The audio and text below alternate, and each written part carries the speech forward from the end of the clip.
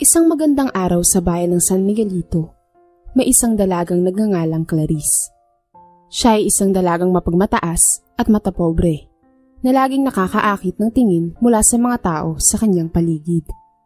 Siya ay lumaki sa isang marangyang tahanan kasama ang mga magulang na si Don Salvador at Doña Beatriz. Habang nakasakay sa magarang kotse, bigla na lang may kumatok sa bintana na isang pulubi at naghihingi ng pagkain. Hays, hindi pa bagong signal, Kuya Tonyo? Nakakadiri ang mga pulubi na to. Hinahawakan pa yung kotse ko. Maarteng sabi ni Clarice habang nakatutok na muli sa cellphone. Umiling ang driver niya kaya mas lalo siyang nainis. Kuya Tonyo, paalisin niyo nga yung batang pulubi na yan. Nakakainis, ang dumi-dumi pa. Nai-stress na utos ng dalaga. Hindi nagdalawang isip ang driver at lumabas para harapin ang batang pulubi. Nakita ni Clarice na bahagya pa itong kinausap ng driver at binigyan pa ng pera. Napailing si Clarice at binuksan ang bintana. Bilisan niyo nga, Kuya Tonyo, at saka ba't mo binibigyan ng pera yan? Nakakadiri. Mag-alcohol ka bago pumasok sa kotse, ah. Hays, mga walang silbi sa lipunan at ang dumi-dumi pa. Galit na sigaw ng dalaga kaya nataranta ang driver at agad na naglagay ng alkohol at saka pumasok sa kotse. Bago maisara ni Clarice ang bintana, ay may sinabi ang bata sa kanya. Alam niyo ate, ang ganda-ganda niyo po, pero hindi na babagay sa ugali niyo ang kagandahang taglay mo sa pisikal. Pare-pareho lang naman tayong mga tao at kailangan ng respeto. Ang kaibahan lang naman sa atin ay ang estado sa buhay.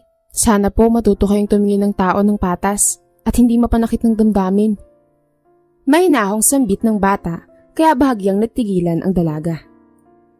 Umalis na ang batang pulubi at umandar na rin ang sasakyan habang saglit pa ring natigilan si Clarice. Mayaman siya at halos nasa kanya na ang lahat ng kagustuhan niya. Ngunit sa likod ng mga malalaking pinto at bintana ng kanilang bahay, nagtatago ang mga lihim na hindi pa nadidiskubre ni Clarice. Nang makauwi sa bahay, ay bigla niyang narinig ang malalakas na sigawan at pag-aaway mula sa kanilang tahanan. Sumigaw ang kanyang ina. Kailangan nating sabihin sa kanyang totoo. Nakita niyang umiling ang kanyang ama at parang hindi sang-ayon sa kagustuhan ng ina. Lalapit na sana si Clarice sa kanyang mga magulang, ngunit mas pinili na lamang niyang magtago at makinig. Hindi ko kaya. Masasaktan lang si Clarice pag nalaman niyang hindi natin siya tunay na anak. Pagsasalita ng ama. Mas masasaktan siya kapag mas lalo pa natin itong sinisikreto sa kanya. Matagal na natin itong nilihim eh. At ito na ang tamang panahon. Wika naman ng kanyang ina. Nagulat si Clarice sa kanyang narinig at hindi niya agad ito kayang tanggapin sa kanyang isipan. Nang mapansin siya ng kanyang mga magulang ay sabay itong natigilan. Agad na lumapit ang kanyang ama at ina, ngunit umatras si Clarice habang umiiyak. All this time, hindi niyo pala ako tunay na anak. Bakit di niyo agad sinabi?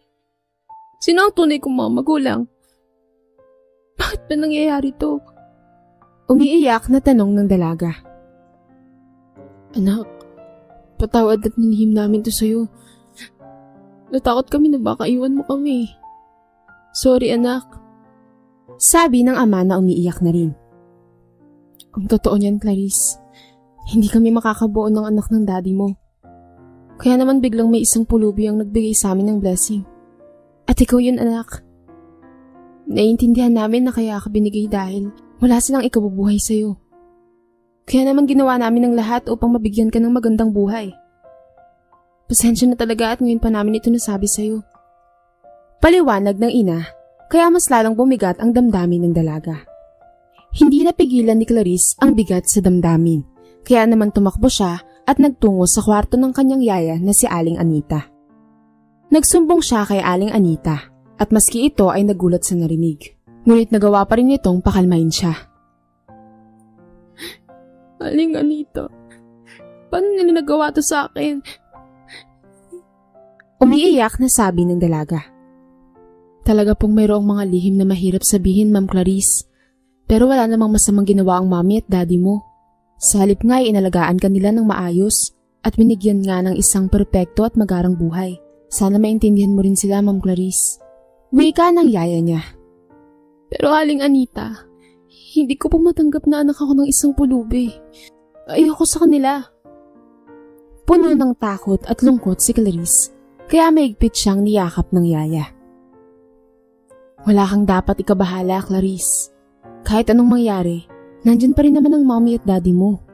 Pero syempre, kailangan mo rin makilala ang tunay mong mga magulang. At tanggapin kung ano sila, kasi pamilya mo rin yun eh, kadugo mo pa rin. Agad na napaisip si Clarice hanggang sa kumalma. Dahan-dahan, nagsimulang bumalik ang tiwala ni Clarice sa kanyang mga magulang. Sa kalaunan, napagtanto niya na ang tunay na kayamanan ng pamilya ay matatagpuan hindi sa yaman ngunit sa pagmamahal at pagtanggap sa isa't isa. Isang araw, sinamahan ni Clarice ang kanyang mga magulang sa isang maliit na bahay na nakatayo sa gilid ng kalsada. Ito ang lugar kung saan naninirahan ang kanyang tunay na mga magulang. Sa unang tingin pa lamang, naramdaman ni Clarice ang hirap at kahirapan na kanilang pinagdaanan. Nang kumatok sila sa pintuan ng maliit na bahay, ay bumungad sa kanila ang isang matandang babae. Natigilan ito nang makita sila. Hindi alam ni Clarice kung anong sasabihin niya, mas lalong hindi niya matanggap na isang pulubi ang tunay niyang ina. Ma'am? Sir? Bakit po kayo nandito? Tanong ng matanda. Alam na niya ang totoo. Alam na ni Clarice na ikaw ang tunay niyang ina. Sagot ng daddy ng dalaga. Nagulat ang matanda at naiyak. Kahit labag sa kalooban, ay lumapit si Clarice at yumakap sa dugyot at pulubing ina. Patawad anak. Patawad at pinibigay kita. Natakot kasi ako noon na baka hindi kita mabigyan ng magandang buhay. Kaya patawarin mo sana ako. Umiiyak na sabi ng kanyang tunay na ina. Maya-maya pa ay nagsilabasan ang mga kapatid ni Clarice. Doon niya muling nakita ang batang pulubi na inaway niya noon sa kalsada, na siya palang kanyang tunay na kapatid. Nagkatinginan si Clarice at ang bata, at sa kanyang mga mata ay nakita ang lungkot at pagkadismaya. Naisip niya ang lahat ng masasakit na salita na binitawan niya noon sa kapatid na ito. Mas lalong kinabahan si Clarice. Mas lalong bumigat ang pakiramdam niya na para bang hindi niya maintindihan. Natapos ang munting pag-uusap ng mag-ina, lumapit si Clarice sa batang pulubi na halatang hindi siya nagugustuhan. Naramdaman niya ang panghihinayang at pagsisisi sa mga masasakit na salita na binatawan niya noon. Ngayon, ay unti-unti nang natatanggap niya ang katotohanan at ginagawa niya ang lahat upang makabawi sa kapatid na dati niyang inaway. Hello, ano nga uling pangalan mo? Nakangiting bati ni Clarice sa bata. Nagdadalawang isip pa itong sumagot sa kanya, kaya marahan niyang hinawakan ng kamay nito. Pearl po. Tipid na sagot ng bata, kaya malungkot nang umiti ang dalaga at di napigilan ang pagyakap nito. Pearl, sorry talaga ha. Pinagsisisihan ko ang aking mga kilos ng mga nakaraang araw. Bulong ni Clarice sa bata habang siya'y nakayakap. Hindi ko sadyang naintindihan ang tunay na kalagayan ng ating pamilya. Ngunit ngayon ay naiintindihan ko na. Lalo na at magkakapatid tayo. Patawarin mo ako sa lahat ng sakit na idinulot ko sa iyo Nagulat ang bata sa sinabi ni Clarice. Tila hindi niya inaasahang magbabago ang ugali ng dalaga. Ngunit sa kanyang mga mata, nakita niya ang tunay na paghingi ng tawad at pagbabago sa kalooban ni Clarice. Napapaluha siya sa tuwa at sa pag-asa na maaaring magkaroon sila ng tunay na samahan bilang magkakapatid. Ate, tinatanggap ko na po ang sorry niyo. Ang iyong pagsisisi at ang iyong pagbabago. Sabi ng bata. Hindi ko rin sinasadyang magsalita ng mga masasakit na salita. Gusto ko rin pong sabihin na masaya ako at excited na lubos ko pa po kayong makilala. Ito na po siguro ang isa sa pinakamagandang nangyari sa buhay ko. Naantig ang puso ni Clarice sa saloobin ng kanyang kapatid. Napagtanto niya na hindi siya dapat manghusga batay lamang sa panlabas na anyo ng mga tao. Sa kanyang mga mata, nakita niya ang isang taong may malasakit sa pamilya at nagmamahal ng buong puso. Naiintindihan ko na ngayon, Pearl. Ngayon ay gagawin ko ang lahat upang makabawi at iparamdam ang tunay na pagmamahal bilang isang kapatid. Tugon ni Clarice. Tayo ay magkakampi at magtutulungan mula ngayon. Ibibigay ko ang aking buong suporta at pag-aaruga sa ating pamilya. Mula sa araw na yun, unti-unti nang nagkakaroon ng pagkakaunawaan at pagkakabutihan sina Clarice at ang kanyang mga tunay na kapatid. Ipinaramdam niya ang kanyang pagmamahal at suporta sa bawat isa sa kanila. Nagkasama sila sa hirap at saya.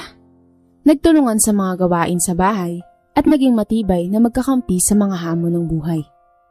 Habang nagkakasama sila, unti-unti ring nagbago ang pananaw ni Clarice sa mga taong nasa paligid niya. Hindi na niya tinitingnan ang estado sa buhay ng tao o anyo ng isang tao bilang batayan ng pagkatao. Sa halip, natutunan niya na ang pagkakaroon ng malasakit at respeto sa kapwa ang tunay na nagpapahalaga sa isang tao. Dahil sa pagbabagong ito sa kanyang pag-uugali, naging inspirasyon si Clarice sa kanyang mga kaibigan at kapwa kabataan. Ginamit niya ang kanyang mga karanasan upang ipaunawa sa iba ang halaga ng pagkakapantay-pantay at pagbibigay ng respeto sa bawat isa.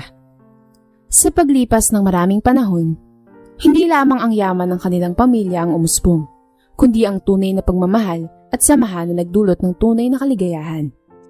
Nagkaroon sila ng isang maligaya at magkakasamang pamilya na nagtataguyod ng pagkakaisa, pagmamahalan at pag-aalaga sa isa't isa. Si Clarice na noong una ay kilala bilang isang matapobreng dalaga, ay naging simbolo ng pagbabago at pag-asa. Sa paglalakbay ng kanyang buhay, natutunan niya na ang pagtanggap sa tunay na sarili at ang pagbibigay ng pagmamahal at respeto sa iba ang tunay na nagpapayaman sa isang tao. Isang araw, matapos ang ilang buwan ng pagkakasama at pagkakabuti ng loob sa kanyang mga tunay na kapatid, naisip ni Clarice na bumisita muli sa kanyang mommy at daddy. Nais niyang magpasalamat sa kanila sa pag-aalaga at pagbibigay ng maayos na pagkalinga sa kanya noong mga nakaraang taon. Nang makarating siya sa tahanan ng kanyang mga magulang, binati siya ng masuyong ngiti ng kanyang mommy at daddy. May kita sa mga mata nito ang kaligayahan at tuwa sa muli nilang pagkikita. Hinanda nila ang isang espesyal na hapunan upang ipagdiwang ang pagkakasama nila. "Hindi ko kayo malilimutan, mommy at daddy," sabi ni Clarice habang nakayakap sa kanyang mga magulang. "Nagpapasalamat ako sa inyo sa pagtanggap at pagmamahal na ibinigay niyo sa akin. Nalaman ko ang halaga ng pamilya at ang tunay na kahulugan ng pag-aalaga dahil sa inyo." Napuno ng emosyon ang kwarto habang nagbabahagi si Clarice ng kanyang saloobin. Naglalakad ang mga luha sa mga pisngi ng kanyang mommy at daddy. Patunay ng kanilang kaligayahan at pagmamahal para sa kanya. "Anak, lubos kami nagagalak na nakita ka namin, na nagbago at bumalik sa amin." Tugon ng kanyang mommy na may bahagyang luhang tumutulo sa mga mata. "Mahal ka namin, anak, at mas importante sa amin ang pagkakasama at pagmamahalan natin bilang isang pamilya."